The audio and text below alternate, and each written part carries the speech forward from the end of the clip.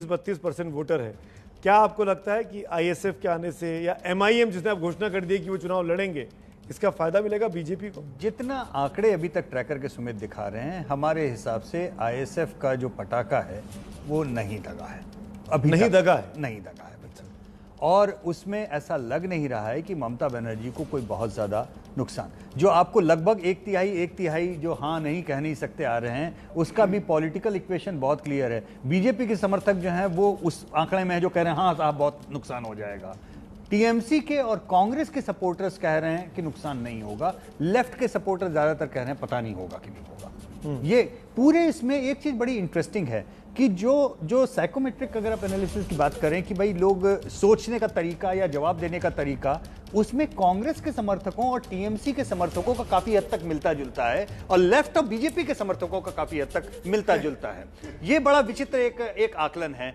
हम जब भी निकालते हैं कोई भी सवाल आप पूछिए तो एक उसी सवाल के ऊपर बीजेपी और लेफ्ट के समर्थकों का लगभग एक जैसी राय निकल के आती है, क्योंकि दोनों का विरोधी सेम है। जबकि कांग्रेस और टीएमसी के समर्थकों का एक जैसी राय निकल के आती है। मतलब जो यशवंत कह रहे हैं इसी से जुड़ा, आपने भी देखा हो कितनी बार ओवैसी से जब ये जर्नलिस्ट सवाल पूछते हैं कि आपकी कोई अंडरस्टैंडिंग है बीजेपी के साथ, तो ओवैसी बहुत अपसेट हो जाते हैं। और कोई ऐसा चुनाव मुझे तो लग रहा है पिछले 3-4 सालों में ऐसा नहीं गया होगा जब ओवैसी पर पॉलिटिकल चार्ज ये नहीं रहा हो कि उन्होंने बीजेपी के साथ कोई अंडरस्टैंडिंग बात देखिए कि सेम वही सवाल जब आपने आईएसएफ के ऊपर पूछा तो 33% था, ओवैसी पे 39 क्यों हो गया? क्योंकि आईएसएफ नहीं चला, तो अब उम्मीदें ओवैसी पे क्योंकि वो पोलराइजेशन वो हेल्प कर सके। तो मनोज्ञा, ऐसे में ये जो आईएसएफ और एमआईएम का फैक्टर है मनोज्ञा, मैं आपसे पूछना चाहता हूं, क्या बीजेपी के लिए फायदेमंद साबित हो रहा है ओवरऑल? और ये जो बीजेपी का ग्राफ बढ़ता देखा हमने पिछले 2 ओपिनियन पोल में, इसीलिए कि मुस्लिम वोट में डिवीजन हो रहा है, कंफ्यूजन क्रिएट हो रहा है?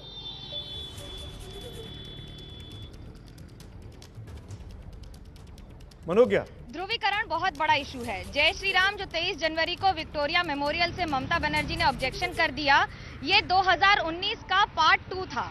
लेकिन अगर हम इन सबको देखें, इन सारे आंकड़ों को देखें, तो इस समय 37 सीटों पर आईएसएफ है और 13 सीटों पर सिर्फ मुर्शिदाबाद में एआईएमआईएम। 50 सीटों का ये मिश्रण ये बहुत अच्छे से जानता है कि ये सबसे ज्यादा नुकसान टीएमसी का करेगा, इसलिए फायदा इसमें बीजेपी को होगा। लेकिन इसमें एक बात और है, वाम मोर्चा ने भले ही हाथ थाम लिया हो आईएसएफ का, लेकिन नाराजगी वाम मोर्चा में भी है कि आखिरकार हमें सेक्युलर का जो हमेशा एक तमगा हमारे साथ रहता था, अब उसी पर आरोप और खंडन करना बड़ा मुश्किल हो रहा है।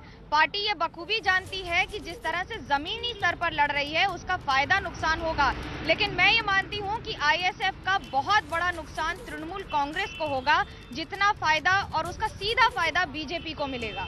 जी, मेरे साथ रोहन गुप्ता